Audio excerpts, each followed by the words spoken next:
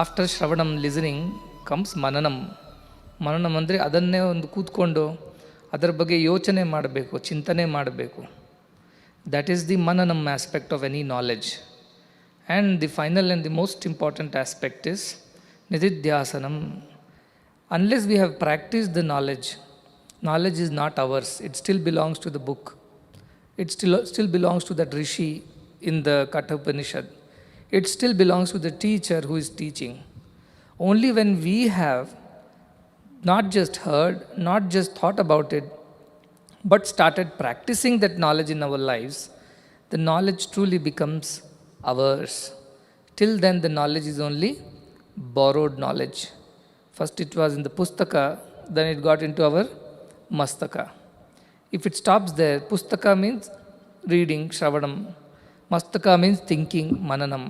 But more than pustaka and mastaka, it should become a part of us through nididhyasana. And that is the final conclusion of any knowledge.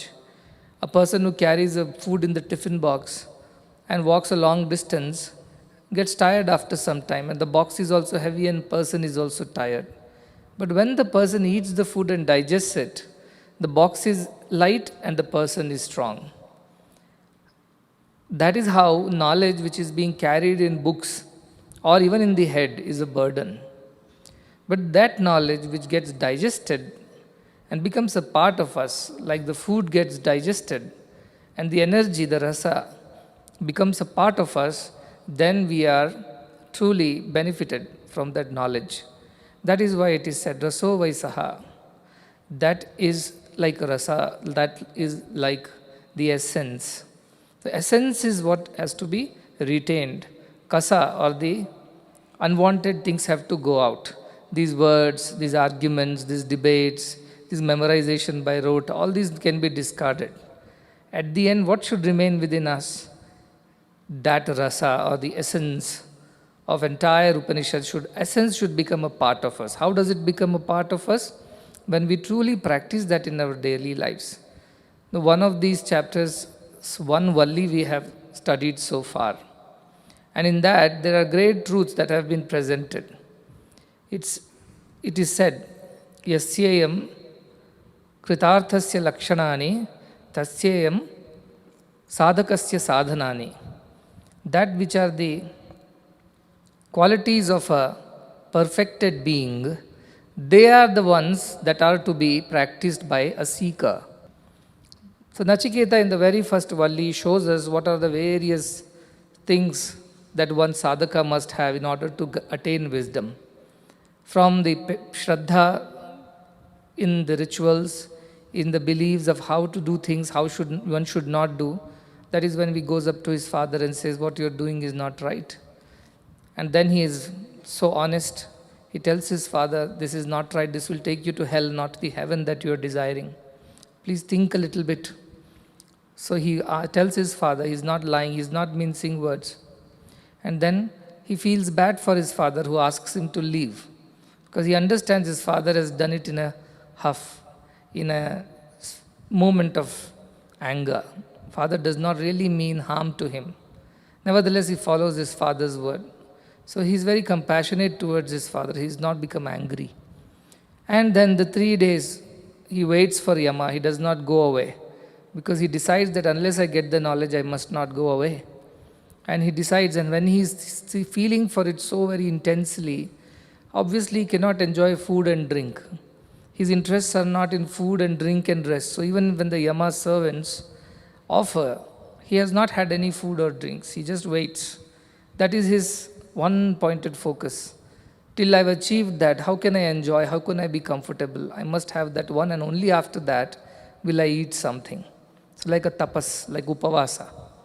He's waiting for 3 nights. And then finally, when it comes to asking, he asks about his father's happiness. The one who has cursed him, he asks the happiness for that person. He asks the right way that the other people also who seek this path of heaven and happiness may also get it. So he learns the vidya for that, so that he could share it for others. And finally, for himself, he asks only this, that I don't want any of the other things. I do not even want to go to heaven. All I want to know is the truth of our existence, the truth of all existence. That is how he concludes the first Valli. I am also teaching aṣṭāvakragītā to those people who have at least seen some more years of your life than you, and then those who have gone through those ups and downs of life more than you. So aṣṭāvakragītā, it starts with Maharaja Janaka asking the great sage Aṣṭāvakra. Aṣṭāvakra is only probably 10 to 12 years old at that time. Plus he had 8 bends in the body. He looks very ugly because his father had cursed him. The story you can listen or learn later, but the essence is, when 12-year-old Aṣṭāvakra is seated on the throne and Janaka, who is a very elderly, very big king, humbly sits at the feet of Aṣṭāvakra and seeks knowledge from him. And what knowledge? Not about how to expand my territories, how to win more kingdoms, what should be my strategy for the next year's tax collection, how to make my people richer and prosperous, or how to live long and happy, healthy. None of these things he asks. Janaka asks only one thing. He says, Katham jnanam avapnoti. How do I attain that highest knowledge? Katham muktir bhavishyati. How do I attain freedom? Mukti means freedom. Freedom from everything. I'm free. How do I attain that? And vairagyam cha katham praptam. How do I get detachment, dispassion? Etad bruhi mama prabho. O Lord, he's asking the 12-year-old boy, O Lord, you are the master, you know it. Age does not matter, wisdom matters. Therefore you know it and you are the Lord, you are the master. I sit at your feet and seek these things. Tell me how can I attain the highest knowledge? Tell me how can I become free, and tell me how I can become detached. Truth is that all the three are not different. The moment you attain knowledge, you become free and also you get detached. It's all one, it's not different. Therefore, he asks these questions, and in the same sequence, our Aṣṭāvakra replies. And the very first thing he says is this, very first opening aṣṭāvakragītā. He says, Muktim ichchasi chetat. If you really want mukti. Moksha means what? Mohakshaya, dispassion. No attachment to anything, not even to your own name and fame. When Swami starts that process, then it's very painful. No, I don't want to be carved into an idol. I will rather be a piece of stone lying somewhere around. Don't chisel me. Don't hammer me. Don't change me. It's painful. You run away. So that is why Aṣṭāvakra is also very clever. For 12 years, Janaka has been doing yajnas there, collecting all kinds of scholars who have been teaching all kinds of knowledge there. But he has not attained the highest knowledge. It's Aṣṭāvakra in which he sees a true Brahmagyani he sees. And therefore, when he asks, Aṣṭāvakra also is very smart. He says, Yadi, if cheta means if, muktim ichchasi chetat, if you really want moksha and you're not simply asking for the sake of entertainment, but you want enlightenment, then vishaya vishavat tyaja. Give up all the vishayas. Vishayas means all the things of the world. Attachment to them, desire for them, ambitions. Give up how? Just as you would give up poison. You would not wait. Somebody offers you poison, you will not say, I would like to have a little more or a little less. I don't want it. It's poison after all. Less or more does not matter. It's poison at the end. So you will immediately discard it. Likewise, immediately discard knowing that all this is visha, that is poison. And what else he says? He says, Kshama, Arjava, Daya, Tosha, Satyam, Piyushavat Bhaja. So the worldliness or worldly attachments and desires are poisonous. So discard them at once. Don't even wait. And what should you consume then? If I don't drink poison, then what else I should drink? Coffee, tea? No. He says, Piyusha, Amruta, you drink nectar, you drink ambrosia. And what is that ambrosia? What is that nectar? He says, Kshama, forbearance, forgiveness. Arjava, honesty, straightforwardness. Daya, compassion. Tosha, santosha, means contentment. And satyam, truth. Piyushavad bhaja, drink it as you drink nectar. While drinking nectar, we don't have a problem. We can happily drink it. So if you say, I cannot follow forgiveness, I cannot follow compassion, it's difficult for me to be honest and straightforward, it's difficult for me to be contented, I can't practice truth at all times, then you're not realizing the value of what you're getting. While drinking a nice, good drink, you don't have to suffer. Likewise, following these good principles, you should not be suffering. If you think it's a suffering to practice this, it means you have not understood what it is. So he says, if you are really interested in moksha, two things you must do. First, give up all the sense-related pleasures, vishaya. What see, hear, touch, smell, taste, and all kinds of things. So should I stop eating food? Should I stop sleeping? No, no, no. Narada Bhakti Sutta says, Sharira avadharana, that till you are bearing the body, till you are carrying this body, for that sake you do what is required. Feed it as appropriate it is. Don't feed unnecessarily, don't feed overfeeding, you do not do. Don't eat things which are not useful for your spiritual growth. So discriminate and feed. Similarly, sleep in time, wake up in time, don't oversleep. Similarly, all the other things of the body, cleaning it, bathing it, and eyes, ears, nose, skin, tongue, all these to be used within limits of dharma. So with that you live, that is not a problem, but beyond that becomes desires. So if you see, he has only asked Janaka just 5 things. Can you practice these 5 first? First you give up all the negative, and then positive side, these are the 5. Like some teacher told students, now is examination time, you people all should stop playing too much and now give up all this wasting time. So children followed, they gave up playing, stopped wasting time, in the sense stopped sleeping too much and this and that. Exams got over, the students failed. The teacher asked, why did you fail? I told you not to waste too much of time. So he said, you only told us what not to do, but you didn't tell us what to do. You didn't tell us you have to study during that time, not simply sit. So aṣṭāvakragītā tells, first you give up vishayas, and then you practice these things also. So don't simply sit idling away. I have nothing to do with the world, this and that, and then sit in one corner and do nothing, laze around. No, no, no, you have to practice some other things. And that's why he says, now you look at Nachiketa's life. All these 5 qualities are completely manifesting in a young boy, Nachiketa. Kshama. Whatever his father said, he agreed to it. He didn't argue, he didn't debate. Kshama, and forgive his father. He did not go to Yama with anger in his heart for his father. Kshama. Arjava, honesty, straightforwardness. When father was doing wrong, he was straightforward. He was honest. He went up to his father and said, no, what you're doing is wrong. I don't think you should do it. And he did not say it because he wanted to say it. He said, Anupashya yatha purve pratipashya yatha pare. Observe what our forefathers have done. Observe what your contemporaries are doing. And then only you decide to do whatever you want. Because our lives are so temporary. Sasyamiva pachyate, martya pachyate. Means we die and we get digested like corn or a grain or grass. And sasyamiva punarjayate. Again we are born like that. So why do you want to get attached to things? Try and analyze. Viveki, he is able to discriminate. So he tells his father, straightforwardness, arjava, daya. After going to Yama also, in his heart, what is he having? My father should not be unhappy. He should sleep peacefully. He must be suffering without me, having cursed me. Compassion. Therefore he asked the first boon, please let my father be at peace. First boon, daya. Santosha. He's so satisfied with whatever Yama is telling, he doesn't want it. He says, I don't want any of these things. I'm happy with what I have. I don't want more and more and more and more.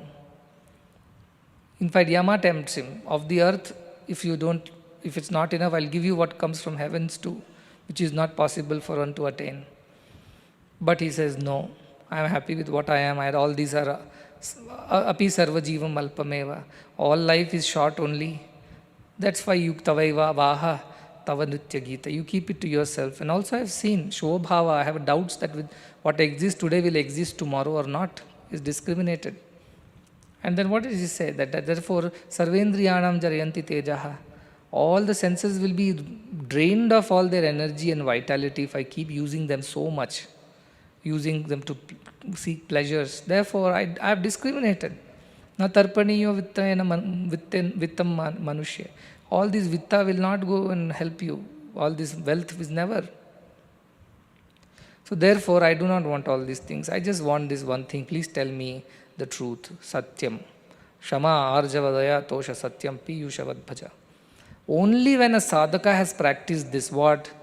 Vishayan vishavatyaja, when he has given up all the ideas of senses and sensual pleasures and all kinds of silly ambitions in life, and also practice these good things. We went to Himalayas sometime. A lot of sannyasis will be roaming around there. They have all kashayam, vastram and long hair and things like that, matted locks. And when you go there, some of them are smoking, some of them are drinking, some of them, all kinds of things they are doing.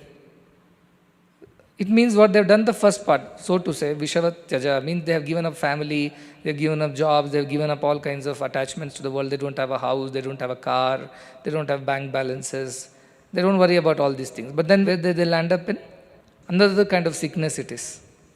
So you come out of one fever and get into another.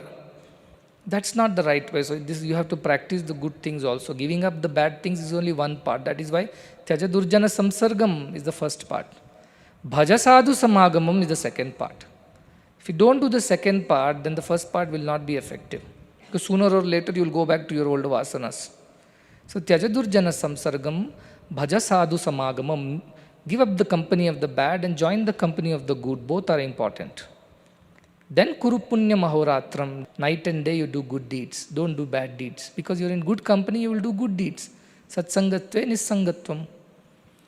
Therefore, also remember Smara Nityam Anityatam. What is real, what is unreal, what will be there tomorrow, what will not be there tomorrow. That is what we have, Nitya Nitya Viveka. So our Nachiketa is a perfect example of a seeker. He has given up Vishayan Vishavat, like poison, he has given up worldly pleasures. And on the other side, he's practiced these great 5 values which aṣṭāvakragītā teaches Janaka. He says, if you have done all this, then let's begin understanding the higher truths. And Nachiketa has done all this. And therefore now Yama is ready to teach him the truth. He has checked on Nachiketa, tested him, tried him, and found him deserving. And now he says, let us begin the knowledge of the highest self. And how does it begin? He goes step by step by step. So this is where the actual Upanishad begins now. So Shankaracharya in his commentary, he says in Bhashyam, Shankara Bhashyam says, Upanishad is made of 3 things. The one word Upanishad is made of 3. 2 are prefixes and 1 is the actual root word. Upa, Ni and Shad. 3 are there. Upa means near, like upavasa, come near. Nihi means nischayena, with determination, with confirm, with conviction. That kind of determination you should get near. Upa, ni. And Shat is the actual dhatu. And Shat dhatu has 3 meanings according to Shankaracharya. 3 meanings are, one is gati, one is himsa, and one is avasadana. Gati means movement and also it means destiny. Now gati, mati, gati, I keep saying, ya mati sa gatir bhavet. Gati means a destiny or destination or movement towards that destination is also called gati. Himsa means destruction, nasha. And avasadana means loosening or untying, like you untie your shoelace. That is avasadana. So Upanishad means get near with determination and receive what? Either destruction or your destiny or loosening of a knot. Now what is this loosening of a knot? What is this destiny? What is this destruction? So he says it destroys all your wrong ideas about yourselves first. What is the wrong idea? I am this body, I am the mind. Like yesterday we heard, I am the hardware, I am the software, you think. No, you are beyond that. You are that very electricity which makes all these things come alive. You are not hardware, software. Likewise, the first thing it does is destroys your notions about yourselves. So look at it, what notions got destroyed in the first valli of Kathopanishad for you? that world matters, all this wealth matters, and all these heavens matter, and we should attain all this. All this got destroyed, or is it still there? At least intellectually it should get destroyed. That no, it means something more than this matters. This is not what truly matters. It has its own role to play. Food, sleep, little wealth, security, family, all these has roles to play. But beyond that it is no use. Beyond that there is something else. So first illusion got destroyed is, this is all life is about. Kana, pina, sona, marna. This is not life. This is not life. There is beyond that. That is the first illusion that got destroyed. Ignorance got destroyed. Then what happens? Himsa happened. Now, avasadana. Avasadana means loosening. All your grip, all your mind's grip on you, your grip of senses on you. Senses will decide what you should do. You cannot decide. You see an extra dosa, tongue will say, eat it, eat it. Stomach says, stop it, stop it. I can't digest anymore. Tongue, no, eat it, it's very tasty. Stomach is saying, no, I don't want to take it. Still your tongue wins the battle. You swallow it, it goes to the stomach develops a stomach pain, then you go to the hostel warden. Sir, stomach pain, I can't attend classes. I need to sleep. So you have destroyed your own self because of your own desires. So in limit, dosa was good, healthy, but out of limit it becomes unhealthy. Same dosa becomes poison. So this is the idea of Vishaya. Vishaya and Visha are same dhatu. Visha means poison, Vishaya means poisonous. So the worldly things are called poisonous because beyond a certain limit they become dangerous. See, vaccines are okay. Vaccines are also what? They are all the same virus inside the vaccine, a very, very diluted form, homeopathy. Vaccines are there. And then when you take it, because it's in such a diluted form, your body develops its own system, the antibodies, to fight the antigens, and then fight and develop the immunity for it. But beyond a limit, what happens? It destroys you. So like that, Vishayas are like that vaccine. It is poison, very limited, it helps us to develop control, but little more, you are destroyed. So vaccination. So Vishaya and Vishayatyaja, he has done that. So this avasadana helps you. Avasadana is a process of untying. If you have tied a knot, you have to sit and untie it also. So we have tied all these knots around ourselves. I am the body, I am the mind, I need all these money, wealth, name, fame, power, position, family relation, friendships. This is what makes me happy. This wrong notion has been destroyed, and this tightly that you are bound to this idea is being slowly loosened. You should feel this when you are reading Upanishad. You should feel internally that it's happening, yes. I'm listening and I'm doing chintana or manana, and then slowly I can feel that the grip of these senses and mind on me, and my wrong notions about what life is, all this is getting destroyed and loosened. You should feel like that. When you do nididhyasana, you'll feel this. And gati. Gati means a movement towards your ultimate destination. It has begun. You feel that you are now on a path. Now you have started taking baby steps towards a higher goal of life. Goal is not just to graduate, get a job and find enjoyments in life and die one day. You have understood the goal is higher than that, greater than that. These three things, if they are happening, then you are really studying Upanishads. If these three things are not happening in you in the last 3 days, you haven't felt this change, you haven't felt this new feeling inside you of destruction of your old illusions, of loosening of your Hridaya Granthi, means all these ideas of life which you had, they are getting loosened, the grip is getting weaker, and that you feel that you have started moving in the right direction. So far you were going in the wrong direction or just going in circles. You must believe now the gati, the movement has begun inside, in the right direction, not the outside. You are not going to search for God in temples anymore. You are going to search for God within yourself, the movement. You are going in the right direction. One, the destruction of all our illusions about what life and life's goals are all about, which Nachiketa has very well taught us. Himsa. Second, avasadana, all the grip of our mind and senses on us. We do as our body. Don't wake up, sleep another 10 minutes. No, now we are in control. Wake up, don't laze around. Eat one more dosa. No, you have eaten enough.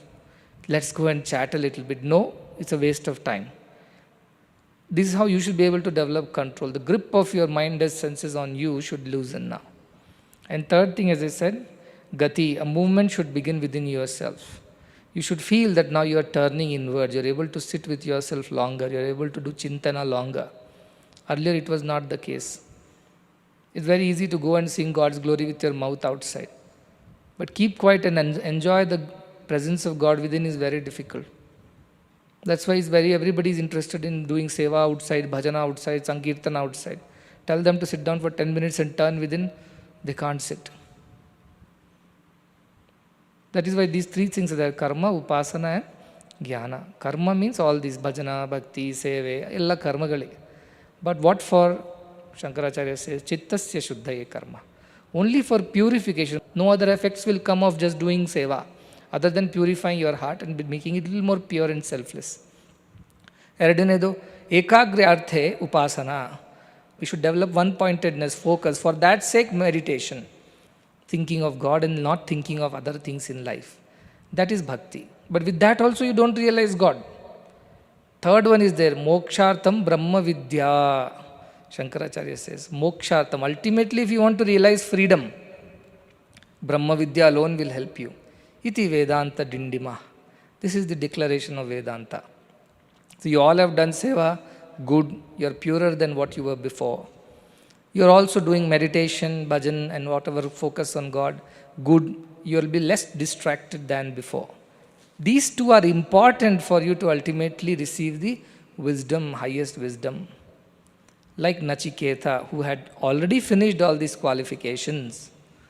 All that had happened, therefore now Nachiketa is ready to receive the Upanishadic wisdom. So now the real Upanishad begins with the second Valli. So let us look at it. So now Yama is starting from the very basics, alphabets, let's say like that. The alphabet of spirituality, the very primary or KG level instructions are coming now. And from there it will further go into the highest and highest and highest. Anyat shreyo anyadutaiva preyah te ubhe nanarthe purusham sinitaha tayoh shreya adadanasya sadhu bhavati hiyate arthadya upreyo vinite. So now we'll understand meaning by meaning. So Yama has started instructing. As I said, these are very basics of life he is teaching. He says, dear Nachiketa, there are two things, Shreya and Preya. Anyat Shreya, Anyat Ueva Preya. Shreya is different and Preya is different. These are the two things. What is Shreya? Shreya is that which is Shreyaskara, means which brings good, which is good. And what is Preya? Priyakara, which is pleasant, comfortable. So these are the two things in life that come to every person. That which is good but may not be pleasant. That which is pleasant but may not be good. So Anyat Shreya, Anyat Ueva Preya. These two you understand. Ubhe, both of them, Nana Arthe Purusham Sinita, for different reason. Nana Arthe. Arthe means like Vidyarthi wants Vidya is the Artha. Like that. Nana Arthe, for various reasons, these two, they come for different reasons. They are different from each other. Purusham, the person, Sinita, they bind. They bind, both bind. Remember this very important word. Shreya also binds you, Preya also binds you. Shreya means doing good. Preya means doing what you like. What you like is not always good. What is good may not be always what you like. So these are the two things that appear in front of a person. Both have a different purpose, but nevertheless both bind the people.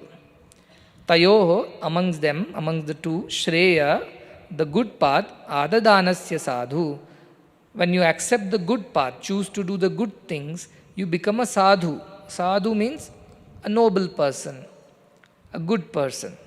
Bhavati. Hiyate artha means all the good that you want to attain in life, artha. Artha is not merely finances, Artha Shastra. No. Artha means anything that you want to attain, like Vidyarthi has to attain Vidya. So Vidyarthi's Artha is Vidya. Sukharthi's Artha is Sukha. Like that, whatever to be achieved in life, Hiyate gets destroyed. For whom? Ya'u preyo vrinite, the one who chooses pleasures or pleasant things over good things. See, basic spirituality. You have two things to choose from at every point in life. One that is good, may not be comfortable, may not be what you like, may not be pleasant. Maybe also. Other is the pleasant, the easy, the comfortable, the one you like. But that may not be the best thing to do. But yet you end up doing that, thinking you'll gain something out of it. It may give you some temporary pleasure. But ultimately what happens? Hiyate arthat. All that you actually are supposed to attain in life, that all will be destroyed by this prayer. Once Vivekananda ji was there in US, in those days when hippie culture was at its peak. So somebody asked Vivekananda, I drink and I will also enjoy.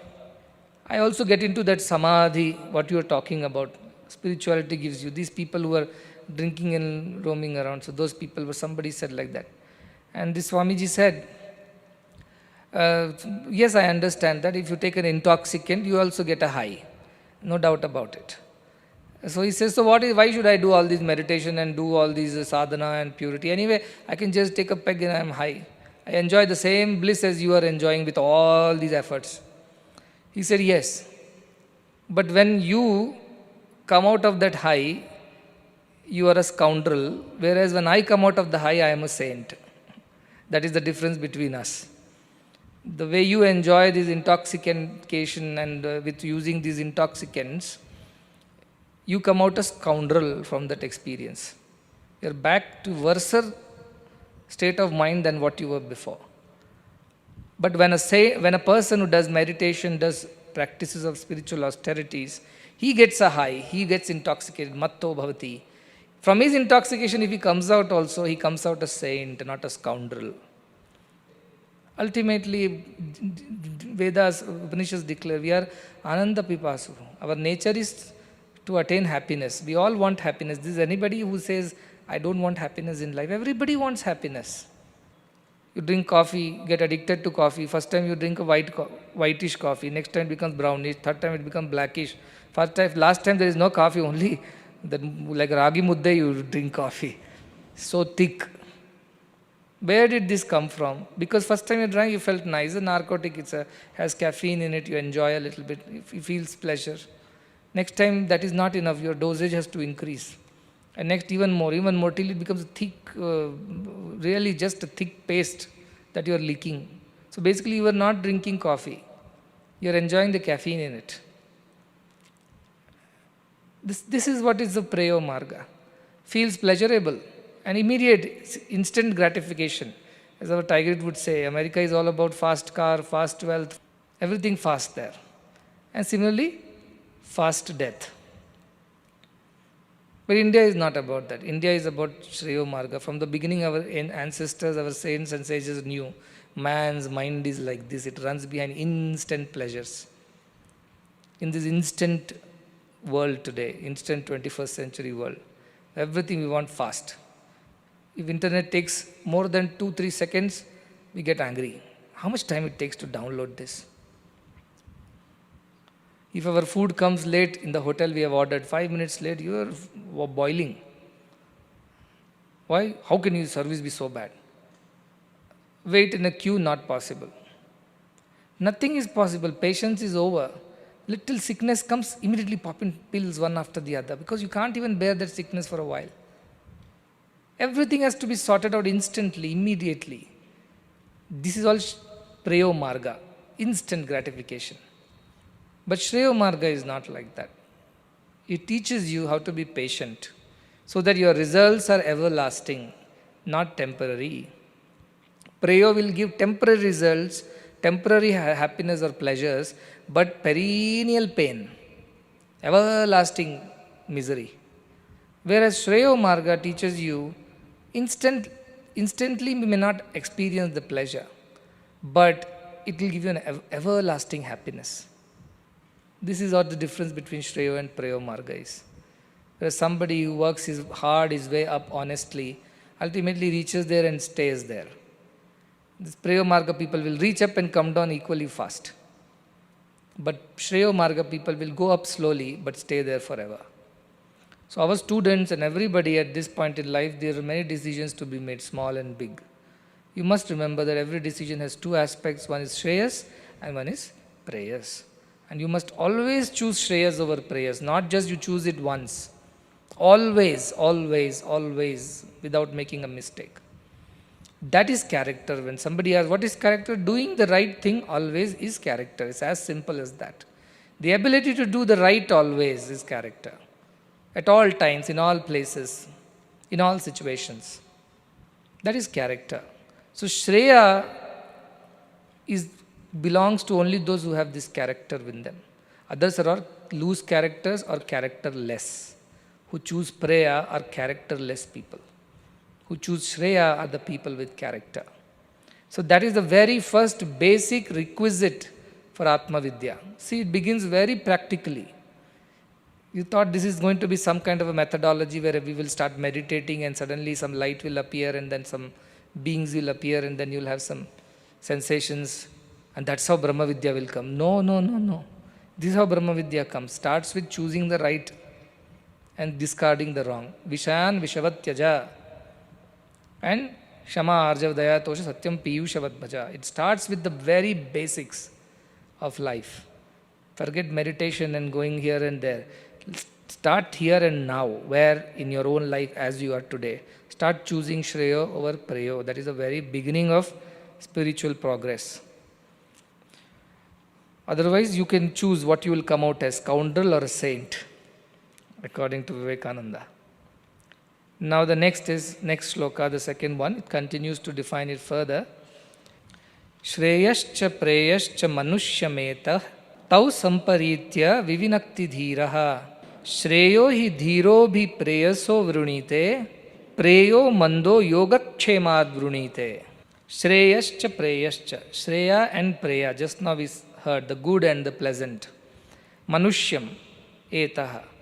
They come in front of the man. Tau, both of them. Samparitya. Samparitya means by observing carefully. The first thing we learnt about Nachiketa is what? He was very observant. Is it right? Is it not right? So samparitya vivinakti, separate it.